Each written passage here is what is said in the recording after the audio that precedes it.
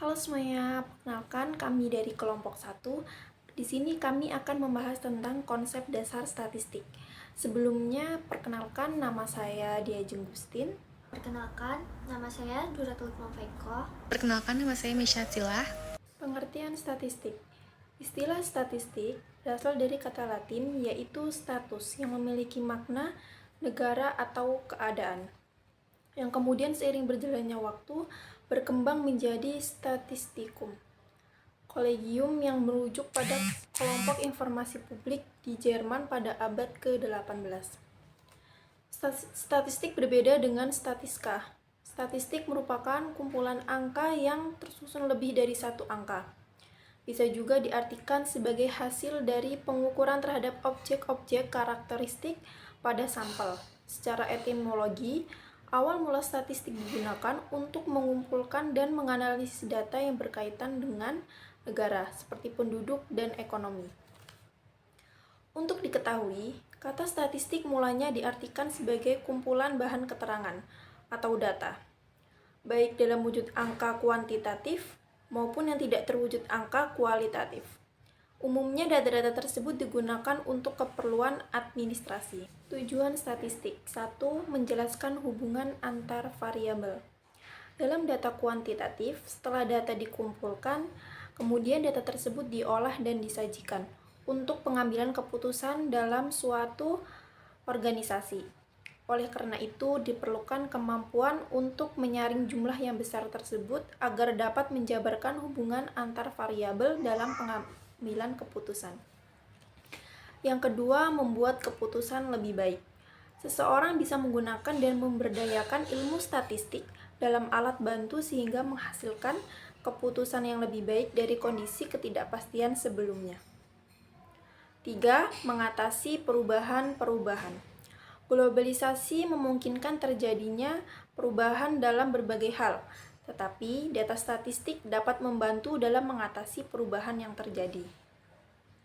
Yang keempat, membuat rencana dan ramalan-ramalan. Perencanaan adalah serangkaian tindakan yang akan dilakukan di masa yang akan datang, dengan didasari perkiraan tentang kejadian-kejadian atau hubungan-hubungan di masa yang akan datang.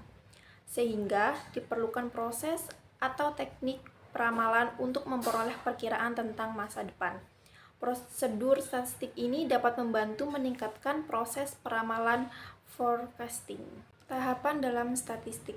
Dalam ilmu statistik, ada beberapa tahapan-tahapan sebagai metode yang harus dipahami dengan baik, yaitu sebagai berikut. Yang pertama ada pengumpulan data, yang kedua penyusunan data, yang ketiga penyajian data, yang keempat analisis data, dan yang kelima interpretasi data. Selanjutnya saya akan menjelaskan penjelasannya. Yang A itu ada pengumpulan data, collection of data. Tahap pertama dalam kegiatan statistik adalah mengumpulkan data.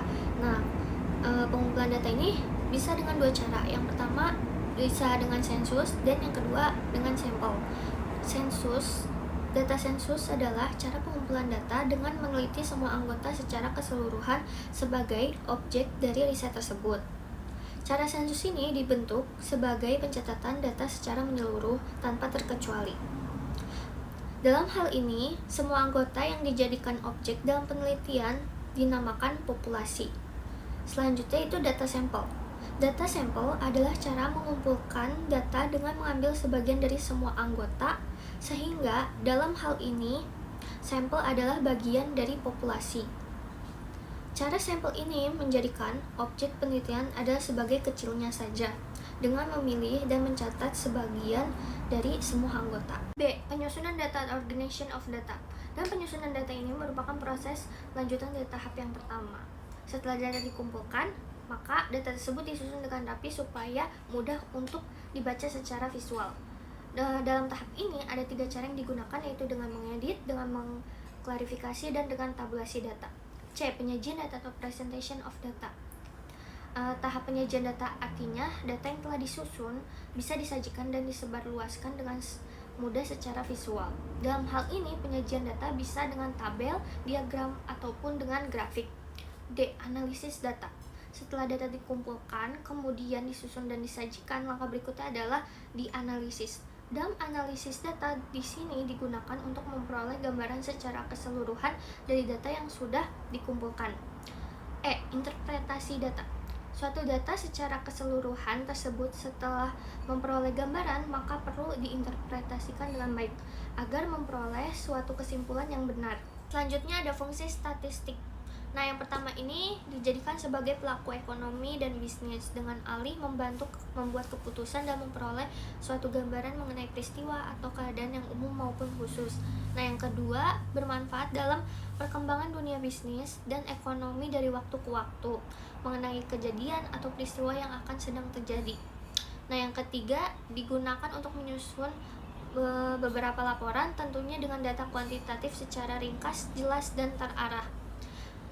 Yang keempat itu bisa mengetahui apa ada gejala dalam ekonomi dan bisnis yang berhubungan dengan gejala atau kejadian yang lainnya.